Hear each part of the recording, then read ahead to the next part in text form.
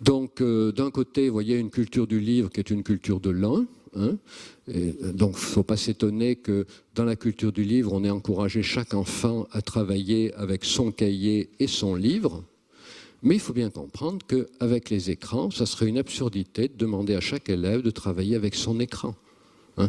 La culture de l'écran est une culture du collectif. Si vous voulez que chaque élève travaille pour lui, donnez-leur du papier-crayon.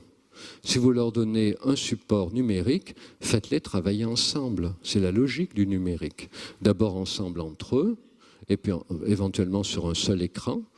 C'est encore mieux, on apprend aux enfants à collaborer ensemble avec un seul écran. Alors il faut reconnaître que les écrans actuels ne sont pas encore au top pour ça, puisqu'on parle d'ordinateur personnel. Un ordinateur personnel, ça dit bien ce que ça veut dire, on ne le partage pas. Donc il faut espérer que bientôt nous aurons des ordinateurs interpersonnels. Ça sera quoi un ordinateur interpersonnel? Ça sera un écran horizontal, peut-être de 1,50 m sur 1,50 m, autour duquel les enfants se répartiront, voilà, et ils auront chacun un espace sur cet écran et ils pourront interagir entre eux en travaillant sur le même écran. Ils pourront collaborer ensemble sur un écran interpersonnel.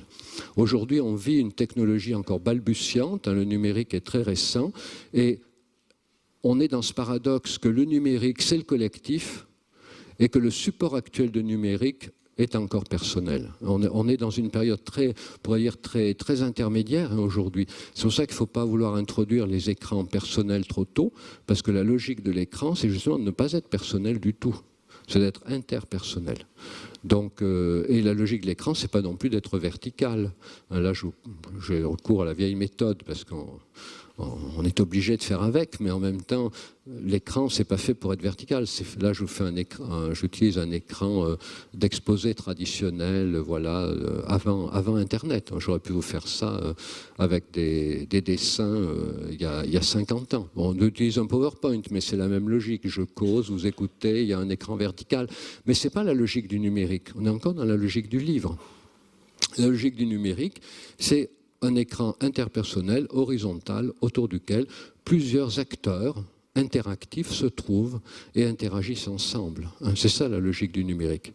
Donc vous voyez, faut pas vouloir, encore une fois, je le répète, parce que c'est vraiment ça la grande difficulté à laquelle on se heurte aujourd'hui, il ne faut pas vouloir remplacer des outils traditionnels qui ont fait leur preuve, à savoir le livre, le papier, le crayon, par des outils numériques qui serait réduit à être du super papier, du super crayon et du super livre. La logique du numérique, c'est encore une fois d'être un support de travail collaboratif et de travail collaboratif interpersonnel. Oui ? Attendez, je crois qu'on va vous donner un micro. C'est ouvert ?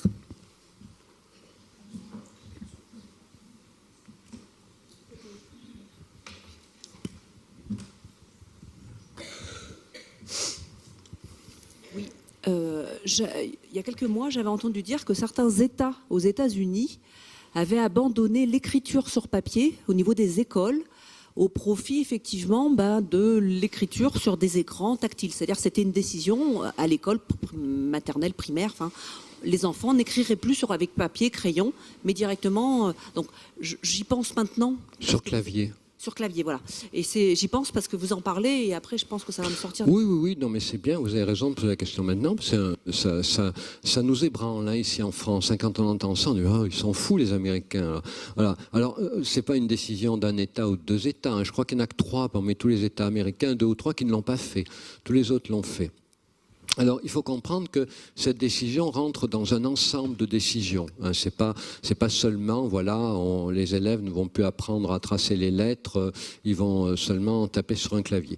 Donc, ça rentre dans un ensemble de décisions.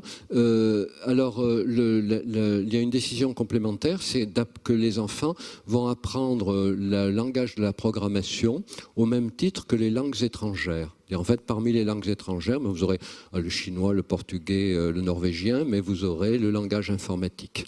Donc ça, c'est important aussi, puisque, en fait, l'idée, c'est d'introduire les enfants à l'écriture des diverses langues, et parmi ces diverses langues, le langage informatique, qui ne s'écrit pas à la main, qui s'écrit au clavier. Voilà. Donc ces 2 décisions sont très liées. Alors, Il semble que ça présente un inconvénient important, d'après différents travaux qui ont été faits, mais qui peut être compensé. Alors, c'est quoi l'inconvénient? C'est que les lettres sont beaucoup mieux mémorisées quand on les trace. Hein, et quand on les trace de sa propre initiative. C'est-à-dire, si on invite un enfant à glisser sa plume, vous savez, je ne sais plus si ça existe, mais quand j'étais, quand dans les bandes dessinées il y a 30 ans, pour faire les beaux caractères comme dans Hergé, ils ne les faisaient pas à la main, ils avaient des réglettes en plastique ou en carton, et ils mettaient le rotring, ils mettaient le crayon dans la lettre, ils traçaient la lettre, voilà. Donc ils traçaient la lettre, mais ils ne la traçaient pas de leur propre mouvement, ils mettaient à l'intérieur, voilà. Donc il a été montré que quand on trace les lettres de son propre mouvement, on les mémorise bien mieux que quand on les trace à l'intérieur d'un cadre, et donc que l'initiative du mouvement était quelque chose de très important dans l'acquisition du lettrage. Mais le fait que l'apprentissage de l'écriture se fasse par clavier ne veut pas dire qu'il y ait pour autant un abandon du tracé. Simplement, ça peut être un abandon du tracé des lettres. Hein. Alors je m'explique, moi ça fait des années, vous trouverez ça déjà dans un de mes premiers livres, c'est la psychanalyse de la bande dessinée, où il y a tout un chapitre sur le dessin. Ce que j'explique, c'est qu'il faut absolument faire de la calligraphie aux enfants, du dessin et de la calligraphie. C'est-à-dire que c'est très important d'avoir une activité qui engage toute la finesse des capacités dont la main est capable. C'est très important d'apprendre aux enfants d'utiliser toutes les possibilités de cet outil fondamental, merveilleux, dont on n'a pas d'équivalent encore, hein, qui est la main. Voilà. Et donc, pour apprendre à utiliser toutes les possibilités de la main, on peut en effet faire écrire, on peut faire dessiner, on peut faire de la calligraphie. Et de ce point de vue-là, je pense que si on abandonne l'écriture, il faut absolument introduire de la calligraphie, du dessin, toutes les activités, beaucoup d'activités manuelles qui évidemment vont impliquer qu'on n'aille pas trop sur les écrans, hein, en dehors des moments où on va travailler avec eux et qu'on privilégie d'autres choses. Et bien évidemment que si on apprend l'écriture sur clavier et qu'après on va sur un jeu vidéo ou qu'on va colorier des espaces en cliquant simplement avec Photoshop sur les zones à colorier, il est bien évident que les extraordinaires possibilités de la main ne seront absolument pas exploitées. Et toutes les régions cérébrales correspondantes, hein, dont on sait aujourd'hui qu'elles sont impliquées notamment dans l'appréhension des espaces en 3 dimensions, c'est que c'est par l'utilisation de sa main que l'enfant petit construit la représentation mentale des espaces en 3 dimensions. Donc tout ça, évidemment, pourra être entravé. Donc, si vous voulez, il faut bien comprendre que l'abandon de l'écriture manuelle au profit de l'écriture sur machine, c'est une décision dont la portée ne peut pas être comprise si on l'isole d'autres décisions. Alors, je ne sais pas où ils en sont aux États-Unis pour ce qui concerne l'exploitation des possibilités de la main par d'autres moyens, mais vous savez qu'aux États-Unis, il y a aussi tout un courant parallèle des écoles, l'équivalent d'écoles Montessori, Steiner, etc., où dans ces écoles, on est très attentif à l'utilisation de la main, que ce soit par les activités de pliage, découpage, etc., aux activités de pâtisserie, de jardinage et tout ce que vous voudrez. Donc, l'important, c'est moins l'apprentissage du lettrage que l'exploitation de toutes les possibilités manuelles. Et ça, c'est les activités traditionnelles qui le permettent. Donc, dans la règle 3, 6, 9, 12, entre 3 et 6 ans, pliage, découpage, collage, pâtisserie... tout ce qui permet de faire travailler les 10 doigts. Alors que les consoles de jeux, dans l'état actuel des choses, elles ne font malheureusement travailler que 2 ou 4 doigts. Alors ça n'augure pas des consoles de jeux de l'avenir, hein, puisqu'il est prévu de fabriquer des consoles de jeux qui mettent le joueur dans la situation d'un accordéoniste, c'est-à-dire d'utiliser constamment ses 10 doigts. Donc, on est dans une technologie tout au début. Hein. Il faut se rendre compte que les technologies numériques au début, c'est l'équivalent des automobiles en 1914. Quand il y a des commémorations de la guerre de 14-18, vous avez vu les taxis de la Marne sans doute à la télévision, alors ça fait un drôle d'effet de voir cet écho. Et bien dites-vous bien que les technologies numériques d'aujourd'hui, c'est les taxis de la Marne. Donc il y aura beaucoup de bouleversements dans les années qui viennent, et il est probable qu'un certain nombre d'inadaptation des technologies numériques à l'être humain, parce que les technologies numériques sont encore assez massivement inadaptées à l'être humain, parce qu'elles sont récentes, tout simplement. Il est probable qu'un certain nombre de ces inadaptations vont tendre à s'effacer et que les technologies numériques seront de plus en plus adaptées à l'être humain. Vous savez que c'est ce qui a fait la gloire de Steve Jobs, c'est justement de commencer cette adaptation du numérique à l'être humain. Donc, s'il n'y a pas d'autres questions sur la révolution dans la relation au savoir, on va voir la révolution dans la relation aux apprentissages. Alors, ça rejoint ce que je vous disais tout à l'heure, simplement ça enfonce un peu plus le clou. Et alors, pourquoi j'enfonce un peu plus le clou? Parce que c'est vraiment un message important que je veux vous faire passer, c'est que les technologies numériques, qui sont des technologies qui utilisent les supports d'écran, ont une originalité, c'est de faire travailler l'intelligence visuospatiale.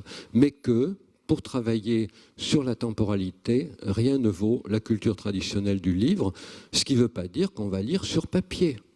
On peut très bien lire sur écran. Que vous lisiez un roman ou un essai sur papier ou sur écran, ça ne change rien. Mais dans les deux cas, vous allez lire quelque chose qui va être organisé selon une temporalité. Alors c'est quoi cette temporalité? C'est la temporalité de la chaîne verbale. Quand vous lisez, quand vous parlez, quand vous écrivez, c'est comme si vous aviez un petit ruban qui défilait dans votre esprit, et sur ce petit ruban, il y a ce que vous lisez, ce que vous écrivez ou ce que vous écoutez. Et cette forme d'intelligence qui est donc linéaire, parce qu'elle se déroule dans notre tête comme un petit ruban, eh bien, on l'appelle encore cristallisée. Pourquoi cristallisée? Parce que c'est comme si les lettres étaient des petits cristaux tout petits qu'on peut assembler en mots, qui sont des cristaux un peu plus grands, et qu'on peut assembler en cristaux encore plus gros, qui sont des phrases, et encore des très très gros cristaux, qui sont les livres. Donc, intelligence, pensée linéaire, voilà. Pensée, intelligence cristallisée. Et qu'est-ce qui va être important dans cette intelligence cristallisée? Ça va être la mémoire événementielle. Ça veut dire que pour comprendre ce que vous êtes en train de lire, vous allez devoir vous rappeler de ce que vous avez lu avant. Et d'ailleurs, on peut en faire l'expérience très facilement. On ouvre un livre au hasard, on tombe sur une phrase, par exemple, « Il se rapprocha d'elle », c'est incompréhensible. Donc vite, on va voir les pages d'avant. Qui c'est il? Bon, c'est peut-être un animal, un être humain, un camion, on ne sait pas, voilà, qui se rapproche d'une voiture ou d'une montagne. Et puis, on va devoir comprendre les intentions. Est-ce que il, si c'est un monsieur, il est bienveillant, il est malveillant, etc. Donc, dans la culture du livre, ce qui va être important, c'est de se rappeler ce qu'on a lu avant, pour comprendre ce qu'on est en train de lire. Si vous lisez un essai, thèse, antithèse, synthèse, si à l'antithèse vous oubliez la thèse, vous ne comprenez pas pourquoi il y a une synthèse après. Donc c'est pour ça que dans la culture du livre, ce qui va être privilégié, c'est apprendre par cœur. Vous savez que depuis Jules Ferry, l'école française a été une machine à faire apprendre par cœur. Ce qui est bien normal, puisque rien ne relativisait la culture du livre. Donc il n'y avait aucune utilisation de l'intelligence visuospatiale qui était totalement oubliée, alors qu'elle est en permanence activée dans notre vie quotidienne. Vous n'auriez pas trouvé votre chemin pour venir ici si vous n'aviez pas une intelligence visuospatiale. Mais cette intelligence était passée à la trappe dans l'enseignement parce que cet enseignement était totalement formaté par la culture du livre. Donc on lit, on écrit, on apprend par cœur, on répète. Et on répète une fois, deux fois, trois fois, 10 fois l'étape de multiplication sur le bout du doigt, les chefs-lieux des départements, tout ce que vous voudrez. Et donc, culture des apprentissages par cœur extrêmes, à la limite excessifs. Et ces apprentissages par cœur, ils ne sont pas inutiles pour autant. Ils correspondent à ce que Piaget appelait l'assimilation. C'est quoi l'assimilation? C'est le fait que quand on arrive à faire quelque chose, il faut le répéter plusieurs fois. Si un enfant arrive à tracer la lettre S, une fois, on ne va pas dire ça y est, il l'a tracé une fois, il la tracera toujours bien. Peut-être que la fois suivante, il va la tracer à l'envers. Donc l'assimilation pour Piaget, c'est qu'il faut répéter. Il faut répéter les choses, il faut que les gestes deviennent automatiques. C'est le compagnonnage. Le compagnon, il va guidé par le maître, il va refaire plusieurs fois certains gestes, et à force de les refaire, il va les faire de mieux en mieux. Toujours cette idée qu'il faut toucher à la perfection. L'assimilation, la répétition, c'est pour toucher à la perfection. Tu as récité la table de 8 en hésitant un peu, répète-la encore 3 fois pour ne plus hésiter. Il faut arriver à la perfection, c'est la culture du livre, et on y arrive par la répétition. Alors c'est important, mais vous voyez que ça correspond à un seul des 2 mécanismes d'apprentissage décrits par Piaget, ça correspond à l'assimilation. Ah, c'est important, mais ce n'est pas le seul. Et on sait aujourd'hui que l'être humain a une autre manière d'apprendre qui est tout aussi importante, c'est d'inhiber les apprentissages précédents, d'oublier ce qu'on savait. On ne peut continuer à apprendre toute sa vie que si on oublie constamment ce qu'on savait. Alors, évidemment, à la Renaissance, ce n'était pas forcément nécessaire. Ça, il y avait encore un monsieur qui s'appelait Pic de la Mirandole, qui a été le dernier à avoir lu tous les livres. Je voyais l'autre jour un article disant que pour lire tous les livres, aujourd'hui, il faudrait faire 24 heures sur 24 pendant 150 000 ans. Donc, et en plus, on sait aussi qu'on a une capacité de mémoire qui est assez limitée. Notre esprit, c'est un peu comme une maison. Si on garde le canapé de grand-mère, le canapé de grand-père, le mobilier de nos parents, la bibliothèque de l'oncle, et bien bientôt, on ne pourra même plus rentrer chez soi. Donc, régulièrement, on est obligé de vider. Mais on sait que notre esprit, c'est pareil, il a une capacité de stockage limitée, donc régulièrement on est obligé d'enlever des choses pour mettre de nouvelles. En d'autres termes, on est obligé d'oublier. Et d'oublier ou d'inhiber, c'est-à-dire inhiber ce qu'on savait déjà. Alors, il y a des tas d'études qui montrent que il y a des personnes qui inhibent plus facilement que d'autres leurs apprentissages précédents. On sait aussi, par exemple, que l'une des conséquences principales des substances toxiques, comme l'alcool, c'est d'inhiber les apprentissages précédents. C'est-à-dire que les gens qui sont des buveurs, des alcooliques, ont une grande difficulté à inhiber leurs apprentissages précédents. Ils sont beaucoup dans la répétition permanente et ils ont très peu de capacité d'inhiber leurs réponses spontanées pour inventer de nouvelles réponses. Or, c'est là que la culture des écrans va intervenir. Les écrans, c'est un éternel présent. Vous êtes devant un écran, vous faites quelque chose, l'écran change, vous êtes dans un autre monde et vous pouvez absolument plus gérer ce monde comme vous gériez le monde précédent. C'est pour ça que c'est toujours intéressant de passer 1 heure ou 2 dans sa vie sur un jeu vidéo, parce qu'on s'aperçoit que dans les jeux vidéo, c'est exactement ce qui est en jeu.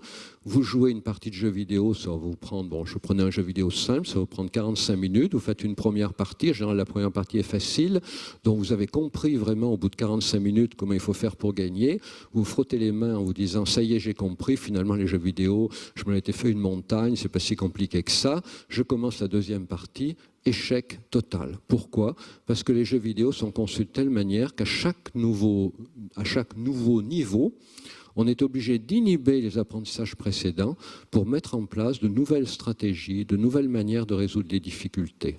Vous, par exemple, vous êtes dans un jeu de stratégie de guerre moyenâgeuse, vous comprenez après bien des essais, bien des erreurs qu'il faut fabriquer des archers pour vaincre l'ennemi. Deuxième partie, vous fabriquez plein d'archers, manque de chance, l'ennemi entre-temps a inventé les canons et il vous décime vos archers. Donc vous êtes obligé de comprendre qu'il faut fabriquer de la cavalerie pour détruire les canons de l'ennemi. Mais ça, quand vous l'avez compris la deuxième partie, la troisième partie, vous vous apercevez que la cavalerie, c'est pas encore ce qu'il fallait fabriquer des lanciers parce qu'entre-temps, l'ennemi lui aussi avait fabriqué de la cavalerie. Et donc à chaque fois, vous êtes obligé de changer de stratégie, vous êtes obligé d'inhiber vos apprentissages précédents, de vous empêcher de faire ce qui a réussi avant. J'ai fait quelque chose avant qui a réussi, je vais le refaire. Ben non, il faut s'en empêcher. Ça, c'est pas la culture du livre qui va vous l'apprendre. Jamais, jamais, jamais. La culture du livre, c'est une culture de la linéarité, de la chronologie, mais ce n'est pas une culture de l'invention permanente. C'est la culture des écrans. Et donc, cette culture des écrans va faire intervenir la mémoire de travail. C'est quoi la mémoire de travail? Mais c'est complémentaire de la mémoire événementielle, mais c'est en même temps très différent, évidemment. La mémoire de travail, ça va être la capacité de prendre ensemble tout ce qu'on voit sur un écran pour en faire une petite synthèse personnelle. Voilà. C'est ce qui arrive quand vous allez sur Internet. Vous allez voir une information sur Internet, mais vous savez que sur Internet, l'écran est toujours subdivisé. Vous avez des publicités, vous avez des hyperliens, vous avez des annonces de vidéos, voilà. Et donc, du coup, vous allez être obligé de gérer toutes ces informations en même temps pour décider de ce que vous voulez faire. Et c'est ça mon message important, c'est que pour décider ce que vous voulez faire en allant sur les écrans, il va falloir que vous rappeliez ce que vous avez fait avant et que vous n'oubliez pas ce que vous voulez faire après. En d'autres termes, pour bien se débrouiller dans les écrans, il faut avoir intégré les repères traditionnels de la culture du livre. Il faut avoir construit une temporalité personnelle. Et c'est pour ça qu'aujourd'hui, on voit, hélas, des adolescents qui sont prisonniers des écrans, qui ont de la peine à prendre du recul par rapport aux écrans, qui semblent plongés dans un présent permanent, des adolescents qui n'ont pas beaucoup de souvenirs de ce qu'ils ont fait avant, qui n'ont pas de projet. Alors évidemment, bon, il y a des conditions économiques, il y a des conditions sociales. Ça n'explique pas tout. C'est aussi lié, hélas, au fait que ces adolescents ont pu être des enfants plongés trop vite et trop massivement dans la culture des écrans, c'est-à-dire des enfants qui se sont habitués petits à fonctionner dans un présent permanent sans se donner à aucun moment le recul qu'invite au contraire à prendre la culture du livre. Donc ça veut dire que ces adolescents perdus dans le numérique, ce n'est pas la faute au numérique, ce n'est pas la preuve que le numérique nous perd, nous immerge, c'est simplement la preuve qu'il y a des enfants qui sont élevés sans recul par rapport au numérique, c'est-à-dire confrontés au numérique trop tôt. C'est pour ça que dans la règle 3, 6, 9, 12, pas de télévision avant 3 ans, pas de console de jeu avant 6 ans. Internet après 9 ans. Voilà, donc vous voyez que dans cette culture de la spatialité, centrée sur l'innovation, on va avoir une stratégie complémentaire, stratégie d'accommodation, selon Piaget, d'inhiber des apprentissages précédents, d'accommoder des nouvelles difficultés, mais vous voyez qu'on va y arriver d'autant mieux qu'on aura intégré les repères de la culture du livre, c'est-à-dire les repères temporels.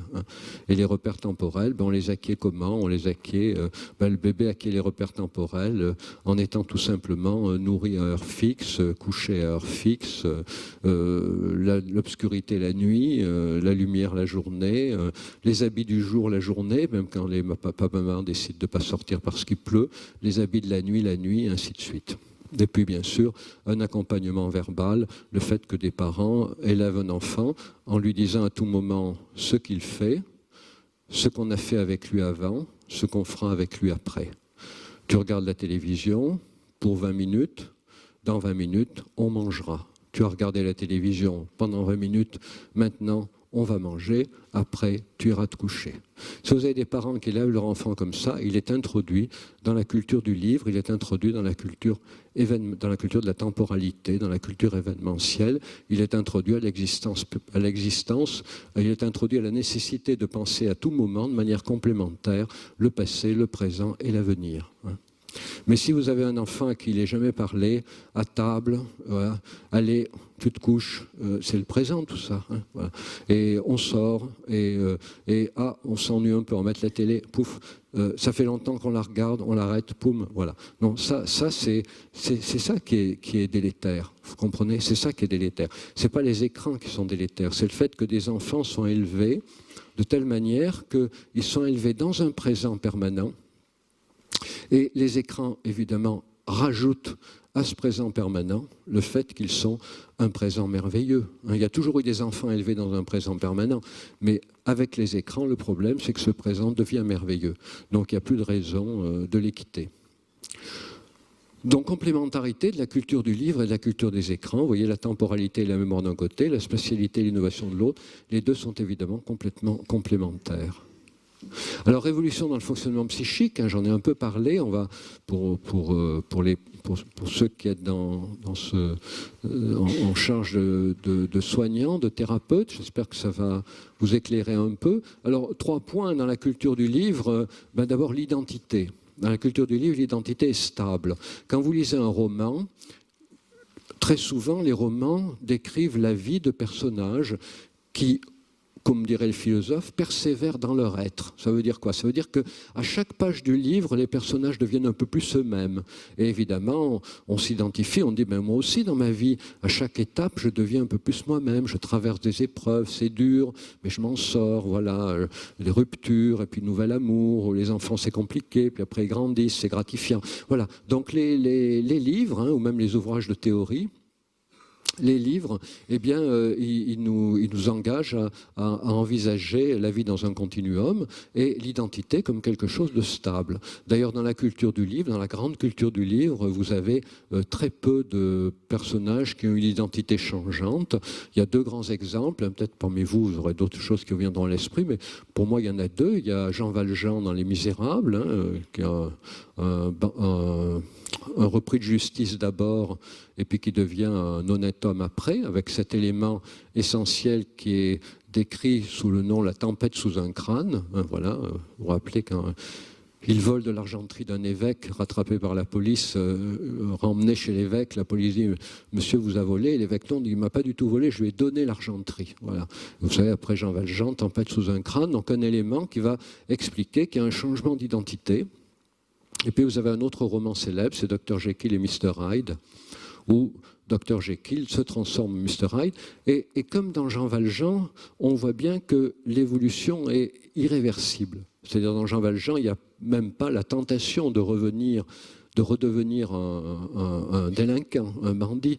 Mais dans Dr Jekyll et Mr Hyde voudrait revenir Dr Jekyll, mais il a de plus en plus de difficultés à le redevenir, parce que dans la culture du livre, les évolutions sont irrémédiables.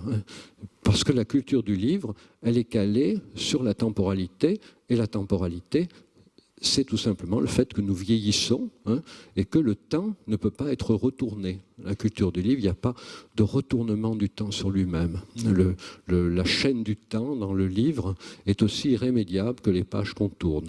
Donc quand quelque chose est fait, on ne revient pas dessus. De ce point de vue-là, la culture du livre est une formidable invitation à penser sa vie, non pas comme un brouillon, mais comme quelque chose de définitif. Voilà, il n'y a pas de brouillon dans la vie. Et bien voilà, on lit un roman et on s'aperçoit que chaque chose accomplie par un personnage de roman, en effet, a des conséquences irrémédiables. Là, c'est la culture du livre. Et l'identité, là-dedans, elle est stable. Les gens, éventuellement, sont un peu flottants au début du livre. Ils ne savent pas qui ils sont. Notamment tous les romans d'initiation pour les ados. L'adolescent ne sait pas qui il est, il ne sait pas pourquoi il est là. Et petit à petit, il le découvre. Voilà. C'est Harry Potter, encore récemment. Voilà. Harry Potter, en film, pour moi, ça passe pas bien. En livre, c'est merveilleux, voilà, parce que ça correspond totalement à la grande culture du livre. Quelqu'un qui se découvre, qui se révèle, qui se transforme. Et chaque élément posé est absolument irrémédiable. Alors que dans la culture des écrans, tout est différent. Dans la culture des écrans, l'identité est flottante, éventuellement alternée. Alors vous avez un équivalent à ce que je vous décrivais du livre dans les écrans. C'est le film de Cronenberg, A Violent Story, une histoire violente. Et dans une histoire violente, bon, allez le voir si vous ne l'avez pas vu, c'est un film déjà ancien qui a eu beaucoup de succès parmi les ados. Et donc c'est un film dans lequel on voit un monsieur qui est bon père de famille, bon mari, qui tient un petit restaurant dans une petite ville américaine, voilà, bien aimé par ses voisins. Et puis un jour, il y a deux truands totalement pervers qui ont assassiné une famille dans des conditions abominables, qui ont envie de manger une pizza. Alors ils viennent dans ce petit restaurant parce que c'est pas loin du mauvais coup qu'ils ont fait. Et puis ces deux bandits sont ivres de sang et d'alcool. Et donc ils terrorisent un des clients et immédiatement le bon père, bon mari et tenancier de la gargote les exécute tous les deux. Et donc on comprend, ma foi, qu'il a une double identité, qu'il est en effet bon père, bon mari et tenancier d'une petite gargote, mais qui peut aussi être un tueur redoutablement efficace. Et dans tout le reste du film, on le voit évoluer entre ces deux... Enfin, on ne voit pas évoluer, on le voit alterner entre ces deux statuts. On ne sait pas pourquoi il a les deux, il n'y a pas de début, il n'y a pas de début, voilà, il n'y a pas d'explication, c'est alterné. Donc ça, c'est l'identité telle qu'elle est définie dans les espaces numériques. Dans les espaces numériques, nous avons autant d'identités que d'espaces numériques dans lesquels nous allons. Et si vous allez, vous pouvez aller dans un forum et passer pour un emmerdeur complet, et puis vous pouvez aller dans un autre forum et passer pour, au contraire, quelqu'un de très conciliant. Voilà. Selon l'endroit où vous allez, où sont le jeu vidéo auquel vous jouez, sont l'espace de rencontre que vous fréquentez, vous pouvez avoir une identité ou une autre. Alors ça peut être vous qui essayez d'avoir une identité plutôt qu'une autre. Je vais essayer de mettre du désordre dans tel forum, voilà, par plaisir. Donc c'est vous qui pouvez décider de vous donner une identité, mais on s'aperçoit très vite qu'en fait notre identité nous est donnée par le groupe.